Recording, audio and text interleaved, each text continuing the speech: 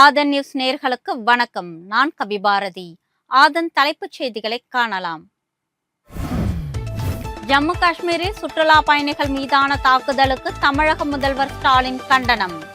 சட்டப்பேரவையில் மௌன அஞ்சலி கடைபிடிப்பு. ஜம்மு காஷ்மீரில் தங்கியிருக்கும் சுற்றுலா பயணிகளை மீட்க நடவடிக்கை. ஸ்ரீநகரிலிருந்து கூடுதல் விமானங்கள் இயக்க திட்டம். ஜம்மு காஷ்மீரில் சிக்கிய தமிழக பயணிகளை மீட்க அரசு தீவிரம். சிறப்பு அதிகாரி ஒருவர் காஷ்மீருக்கு அனுப்பி வைப்பு. அமைச்சர் பொன்முடி மீது நடவடிக்கை எடுக்க கோரி தொடரப்பட்ட வழக்கு தள்ளுபடி செய்து உத்தரவிட்டது உயர்நீதிமன்ற மதுரை கிளை. விருதாச்சலம் பகுதியில் மது விற்பனையில் ஈடுபட்டதாக பெண் சாராய வியாபாரி மீது குண்டர் தடுப்பு சட்டம். தொடர் குற்ற செயல் காரணமாக கைது செய்யப்பட்டு சிறையில் அடைப்பு. இனி தொடர்வது விரிவான செய்திகள். ஜம்மு காஷ்மீர் தாக்குதல் சம்பவம் காரணமாக சவுதி அரேபியாவிலிருந்து பிரதமர் மோடி அவசரமாக தனது பயணத்தை பாதியில் முடித்துக்கொண்டு தாயகம் திரும்பினார். டெல்லி விமான நிலையம் வந்து இறங்கியதும் அங்கேயே அவர் ஆலோசனை கூட்டத்திற்கு ஏற்பாடு செய்தார். தேசிய பாதுகாப்பு ஆலோசகர் அஜித் தோவால், வெளியுறவுத்துறை அமைச்சர் ஜெய்சங்கர் ஆகியோருடன் அவர் ஆலோசனை நடத்தினார். சம்பவம் நடைபெற்ற காஷ்மீரின் பகல்காம் பகுதியில் தற்போதைய நிலவரம் என்ன என்பது குறித்த விவரங்களை பிரதமர் மோடி கேட்டறிந்தார். பகல்காம் பகுதியில் உள்ள பள்ளத்தாக்கில் நேற்று சுற்றுலா பயணிகள் மீது பயங்கரவாதிகள் துப்பாக்கி சூடு நடத்தியதில் 28 பேர் பலியானார்கள். ஜம்மு காஷ்மீரில் சுற்றுலா பயணிகள் மீதான தாக்குதலை அடுத்து அங்கு அசாதாரணமான சூழல் நிலவுவதால் சுற்றுலா பயணிகள் அங்கிருந்து வெளியேறுவதற்கு வசதியாக கூடுதல் விமானங்கள் இயக்கப்படுகின்றன. காஷ்மீர் சென்ற சுற்றுலா பயணிகள் மீது நேற்று நடத்தப்பட்ட தாக்குதலை கண்டித்து இன்று ஜம்மு காஷ்மீர் முழுவதும் முழு அடைப்பு போராட்டம் நடத்தப்பட்டு வருகிறது. அங்கு பாதுகாப்பு படையினர் தீவிர கண்காணிப்பில் ஈடுபடுவதால் அசாதாரணமான சூழல் நிலவுகிறது. காஷ்மீரின் பல்வேறு பகுதிகளில் தங்கியிருக்கும் சுற்றுலா பயணிகள் பதட்டம் அடைந்திருப்பதால் அங்கு அவர்கள் வெளியேறுவதற்கு வசதியாக ஸ்ரீநகரிலிருந்து மும்பை மற்றும் டெல்லிக்கு தலா 2 விமானங்கள் கூடுதலாக இயக்கப்படும் என்று அறிவிக்கப்பட்டுள்ளது. சென்னை விமான நிலையத்தில் GPS கருவியுடன் விமானத்தில் பயணிக்க முயன்ற ஜெர்மனி நாட்டு பெண் பயணியின் பயணத்தை பாதுகாப்பு அதிகாரிகள் ரத்து செய்தனர். மேலும் அந்த பயணியிடமிருந்த GPS கருவியும் பறிமுதல் செய்யப்பட்டது. இலங்கையின் கொழும்பு நகருக்கு புறப்பட இருந்த விமான பயணிகளிடம் வழக்கமான சோதனை நடைபெற்றது. அப்பொழுது ஜெர்மனியை சேர்ந்த கலோடியா டோரா என்ற பெண் பயணி இலங்கை வழியாக ஜெர்மனி செல்ல இருந்தார். அவரை பரிசோதித்த பொழுது அவர் கைப்பையில் GPS கருவி இருந்தது கண்டுபிடிக்கப்பட்டது. விமான பயணத்தின் பொழுது GPS கருவி கொண்டு செல்வது சட்ட விதிகளுக்கு முரணானது என்பதால் உடனடியாக அந்த கருவி பறிமுதல் செய்யப்பட்டது. ஜெர்மனியில் இருந்து தமிழகத்திற்கு சுற்றுலா வரும்பொழுது GPS கருவி கொண்டு வந்ததாகவும் அப்பொழுது விமான நிலையத்தில் அது குறித்து எந்த பிரச்சனையும் எழவில்லை என்றும் அவர் கூறினார்.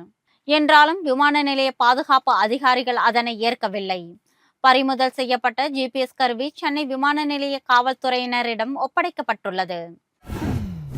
தமிழக அமைச்சர் பொன்முடி பெண்கள் குறித்து தவறாக பேசியதற்காக அவர் மீது நடவடிக்கை எடுக்க கோரி தொடரப்பட்ட வழக்கை உயர்நீதிமன்ற மதுரை கிளை தள்ளுபடி செய்துவிட்டது. மதுரையை சேர்ந்த அமிர்தா பாண்டியன் என்பவர் இந்த வழக்கை தாக்கல் செய்தார். உயர்நீதிமன்ற மதுரை கிளை நீதிபதிகள் நிஷாபானு, ஸ்ரீமதி ஆகியோர் அடங்கிய அமர்வு முன்பாக இன்று விசாரணைக்கு வந்தது. பொன்முடி மீது வழக்கு பதிவு செய்வதற்கும் நடவடிக்கை எடுக்க உத்தரவிட வேண்டும் என்றும் இந்த மனுவில் கோரப்பட்டிருந்தது. அதனை விசாரித்த நீதிபதிகள் பொன்முடிக்கு எதிரான வழக்கை தள்ளுபடி செய்து உத்தரவிட்டுள்ளனர். ஜம்மு காஷ்மீரில் தீவிரவாதிகளால் சுட்டுக் கொல்லப்பட்ட அப்பாவி பொதுமக்களின் ஆன்மா சாந்தியடைய மதுரையில் சிறப்பு பிரார்த்தனை நடைபெற்றது. மதுரையில் உள்ள SS காலனியில் அமைந்துள்ள கோவிலில் அனுகிரக அமைப்பு சார்பில் இந்த நிகழ்ச்சியில் நடத்தப்பட்டது. செவிலியர்கள் மற்றும் அப்பகுதியை சேர்ந்த பொதுமக்கள் பலர் இதில் கலந்து கொண்டு மௌன அஞ்சலி செலுத்தினார்கள்.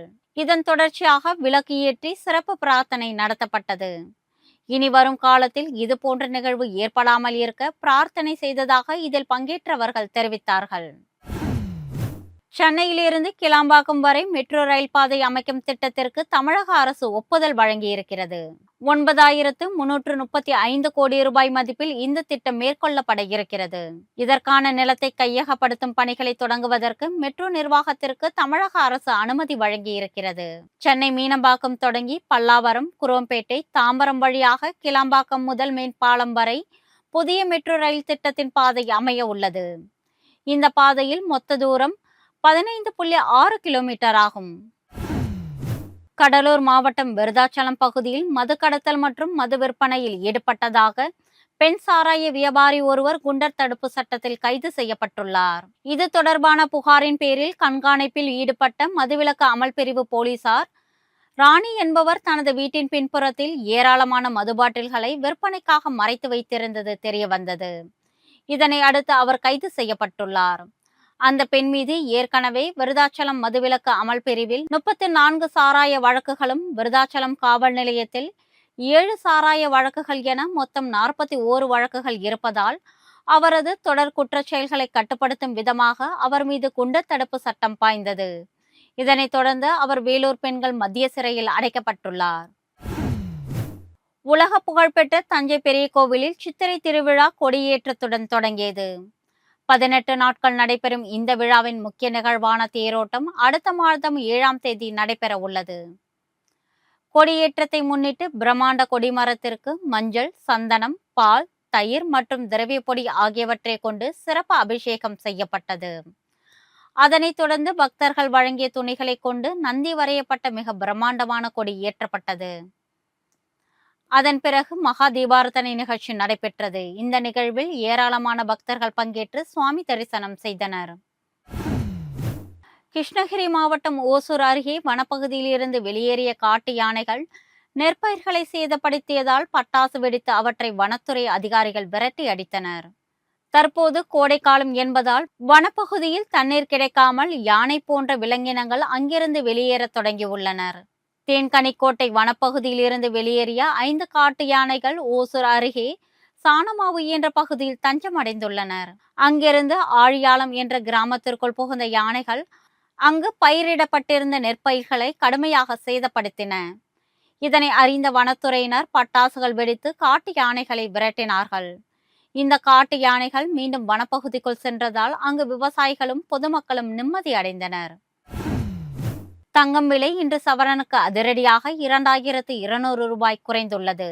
தங்கம் விலை கடந்த வாரத்தில் தொடர்ந்து ஏறுமுகமாக இருந்ததால் நேற்று சவரனுக்கு 74,320 ரூபாய் என்ற புதிய உச்சத்திற்கு சென்றது. 1 கிராம் தங்கம் 10,000 ரூபாயை நெருங்கிய நிலையில் இன்று சவரனுக்கு 2200 ரூபாய் குறைந்துள்ளது. அதாவது நேற்று அதிகரித்த அதே அளவு இன்று குறைந்திருக்கிறது. இன்றைய நிலவரப்படி 1 சவரன் தங்கம் 72,120 ரூபாய்க்கு விற்பனையாகிறது. தங்கம் விலை தொடர்ந்து அதிகரித்து வந்த நிலையில் இன்றைய சரிவு நடுத்தர மக்கள் மத்தியில் சற்று ஆறுதல் அளிப்பதாக அமைந்துள்ளது. இத்துடன் ஆதன் செய்திகள் நிறைவடைகின்றன. வணக்கம்.